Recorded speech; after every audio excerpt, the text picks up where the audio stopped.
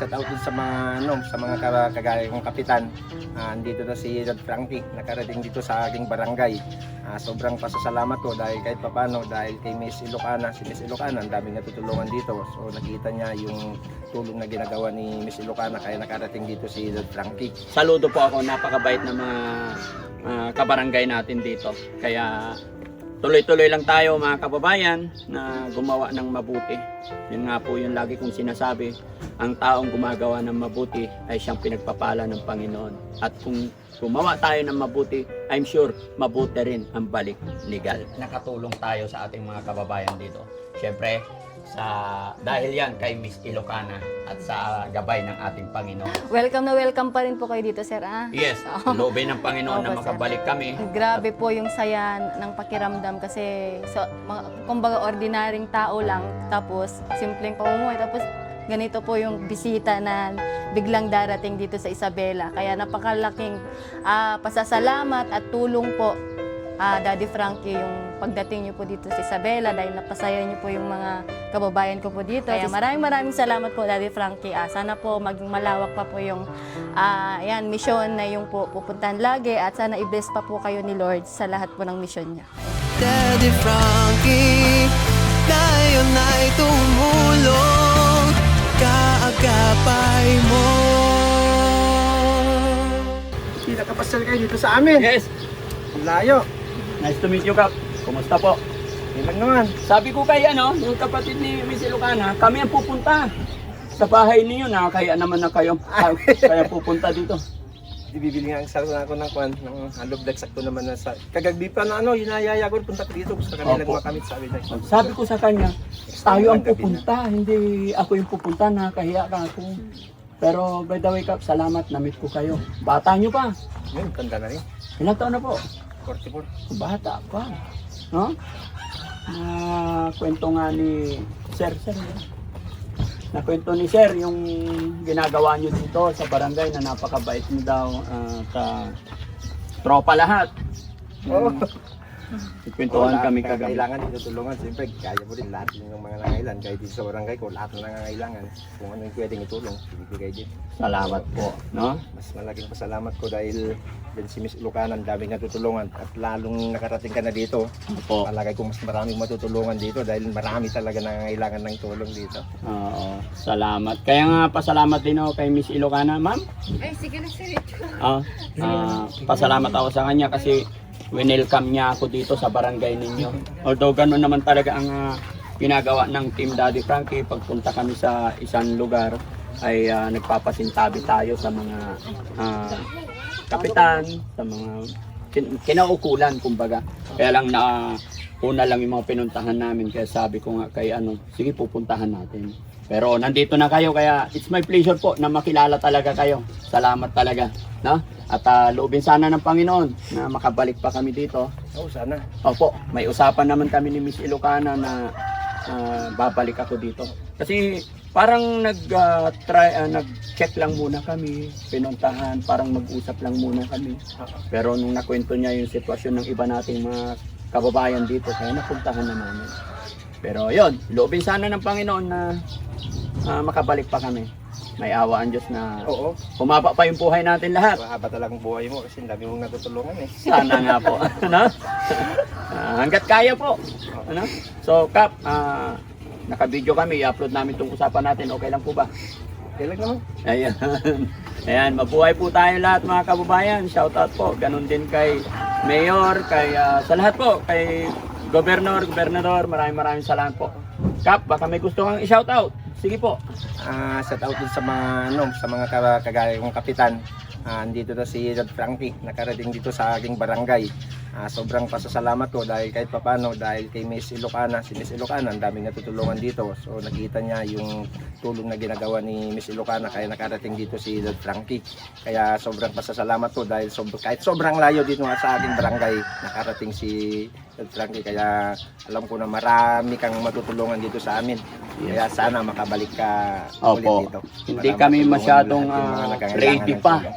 Pero sa pagbalik namin, I'm sure naman siguro na makakapagdala pa kami or mas makakatulong pa kami hanggat nandyan si Miss Ilocana na nag-a-assist sa amin papunta kung saan-saan may mga pwede tayong tulungan, no?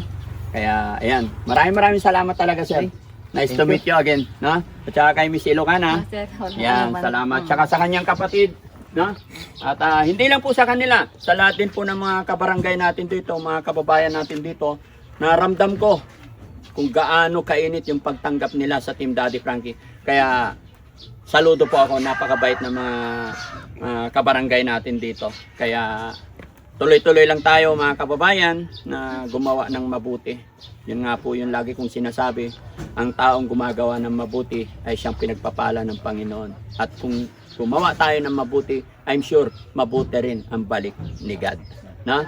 At natutuwa talaga ako kasi kahit hindi kami lubos or hindi ako lubos ang kilala ni Miss Ilocana, through text lang at nag-offer kami ng aming adhikain is dali-dali niyang tinanggap. At ito na nga po, nakarating kami, nakita namin yung lugar nila, napakaganda. At bagamat nakita natin, syempre may mga kababayan tayong mahihirap, napakasarap, no? Kaya thank you talaga sa iyo, ma'am. At ito na rin po yung araw na babalik muna kami ng Maynila, mga kababayan, kasi may mga iba pa tayong mga beneficiary na tinutulungan. So sana po, no, loobin ng Panginoon. Okay? At saka yun, mayroon din silang mga gagawin pa. Hindi tayo masyadong makaabala sa kanila. Sige, Kap, thank you so much po. Welcome na welcome kayo dito sa aming barangay. Yeah. Palakpakan naman natin si Kapitan. Kababayan, siya pa talaga pumunta dito. Nahihiya ako, gusto ko ako ang pupunta sa barangay nila para respeto naman. Pero totoo yung sinabi ni Tropa na napakabait, marunong may sama, napaka-humble. Siya pa yung pumunta talaga. Sige, Kap, pa-picture tayo? Okay lang? Yan. Tara. Thank you po. Thank you. Kap, Thank you, thank you Kap. Salamat. Thank you po.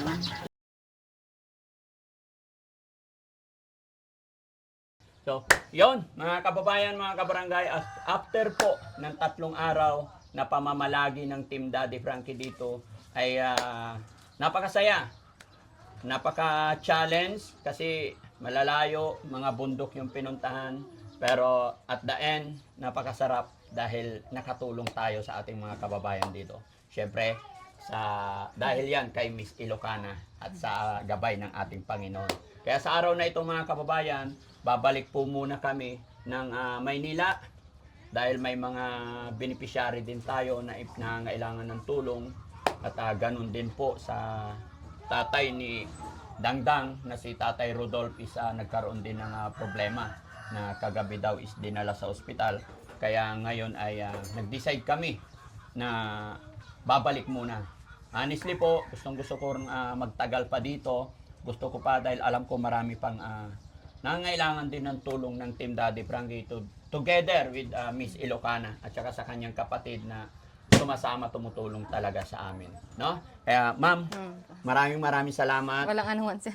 Welcome na welcome pa rin po kayo dito, sir. Yes, loobin ng Panginoon na Opo, sir. makabalik kami. Opo. At so ano naman ng kasi mga kababayan, hindi talaga kami magkakilala ni Miss Ilocana Opo. sa pamamagitan ng social media. Opo. Kaya kami nagkaroon ng komunikasyon. So, Miss Ilocana, ano naman ang masasabi mo sa 3 araw na pamamalagi ng Team Daddy Frankie dito? Ayan, grabe po yung saya ng pakiramdam kasi kumbaga ordinaryong tao lang, tapos simpleng pamumuhay, tapos ganito po yung bisita na biglang darating dito sa Isabela. Kaya napakalaking pasasalamat at tulong po, Daddy Frankie, yung pagdating niyo po dito sa Isabela dahil napasaya niyo po yung mga kababayan ko po dito sa Isabela. At syempre, yung mga kababayan din po natin na tinutulungan natin dito ay talaga pong pinuntahan po talaga ni Daddy Frankie ng personal para po may abot niya po ng personal yung tulong na karapat-dapat po na para po sa kanila. Kaya maraming salamat po, Daddy Frankie. Sana po maging malawak pa po yung mission na yung po pupuntahan lagi at sana i-bless pa po kayo ni Lord sa lahat po ng mission niya. Ayan, God bless po sa Team Daddy Frankie. Ganon Ayan. din sa'yo, no? Opo. Bagamat malayo kami, nakita ko naman na kayang-kaya mo. Salamat po. Medyo magtiwala ka lang, Opo. huwag kang panghinaan ng loob. May mga pagsubok, may mga trial dito sa social media. Opo. Marami kang masasalamuha, marami kang may encounter. Opo. At sa pagpunta namin dito, wag mong iisipin na ganito lang yung bahay ko tapos napuntahan ako ng Opo. isang Daddy Frankie. No. Opo. Wag nating isipin 'yan. Opo. Salamat. Kumbaga, hindi natin tinitignan yung antas ng pamumuhay. Pare-parehas lang po tayo. Opo. Salamat po. Nagkataon lang din siguro na medyo nauna ako or what. Opo. Pero ang reality niyan, pare-parehas lang po tayo ng pamumuhay, mga kababayan. At pumunta man kung saan-saan lugar ang Team Daddy Frankie, hindi po yung status ng pamumuhay nila ang tinitignan. Wala naman po yan sa laki ng bahay, liit ng bahay. Wala po yan sa kinakain. Nasa pakikitungo, nasa ugali, higit sa lahat, nasa tao. Nakagaya niya po. Nagpakatotoo siya. Opo. No? Lagi niya sinasabi, Dek, okay lang kayo dyan. Pasensya na kayo. Ito lang po kami. Which is yun naman talaga yung napakasarap na marinig sa isang taong napapasyalan. Kaya dahil sa kabutihan mo, syempre, yun, suporta ang Team Daddy Frankie sa'yo. Salamat po. No? Kaya mga kababayan ko, mga kabarangay, support po natin Miss Ilocana. Gaya na aking laging sinasabi, lahat po ng charity vlogger, suportahan din po natin Salamat. para yung mga kababayan natin na hindi napupuntahan ng Team Daddy Frankie sa pamamagitan ng pag-support ninyo, share nyo yung mga upload videos niya ay mas makatulong pa po sa mga kababayan natin nandito.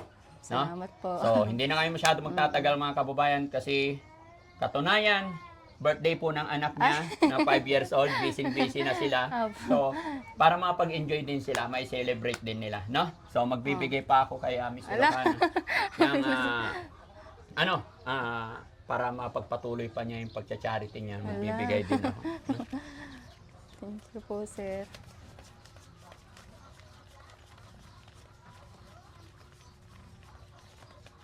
10,000, Ala, pandagdag thank you, na rin sir. sa ano. Bahala ka na. Alam, malaking tulong na to. Oo. Thank you po. Laban lang. Ayan. No? Thank you po. Salamat po. Ay, thank you. Salamat, sir. No? Walang Ayan. walang susuko. Kasi Opo, mga sir. kababayan, may problema rin ang kanyang page kaya medyo nagiging emotionally siya. Sabi ko, ganyan lang talaga. Hindi lang sa'yo nangyayari yan. Basta content creator ka, nasa social media ka, pagdadaanan talaga natin yan. Although siguro kung ngayon lang nangyari yan, goods kasi hindi pa ganoong kalaki na try mo na yung ganyan. At sa susunod, alam mo na yung gagawin mo. Kung paano ingatan, yung mga bawal, yung mga hindi pwedeng gawin. Opo, salamat po. Talagang napakalaking tulong po, Daddy Frankie, na napuntahan niyo po ako kasi grabe po mga kababayan, ang dami ko pong natutunan sa kanila. Grabe po sila mag-advise at syempre, grabe, napakabuti po lahat ng misyon nila. Grabe, ang dami ko pong napulot na aral kay Daddy Frankie. Kaya na-inspired po ako at salamat po, nauyak ako. Ayan, gagawin ko po si Daddy Frankie na inspirasyon upang may pagpatuloy ko po itong nasimulan ko pong pagtulong. Yes. Ayan, salamat Basta may katanungan ka, andito lang kami. po. At Salamat. syempre mga kababayan, mga kabarangay, hindi ko pa po nabanggit. Masasabi kong very small word. Hindi ko nga po siya kilala, pero pagdating ko dito, doon ko nalaman. Laki din pala kay Binge TV. Kaya, Kaya po. Sir Binge, shout out sa'yo. Mabuhay ka. Tuloy-tuloy lang po tayo. Kung mapapanood mo ang bidyong ito, ayun, galing din pala si Sir Binge TV Opo. dito mga Sir kababayan. Binge. Naging kasamahan din po ni Opo. Sir Binge TV. Kaya lang talagang napakalayo nito mga Opo. kababayan. Pero sabi nga nila, kahit anong hirap, anong layo, pag gusto mo, mangyayari at maraming paraan. Opo. Thank you so much! Thank you po. Ayan. Balik kayo, sir. Asahan ko po yan. Oo, Balik sige po lang. kayo. At saka Ayan. salamat din sa iyong Opo, nanay, sir. tatay. Opo, sir. Wala sa po iyong anong- asawa. Opo, opo. Napakabait po nila. Wala po akong masabi. Grabe. God bless po. Bye-bye po. Ayan. Daddy Frankie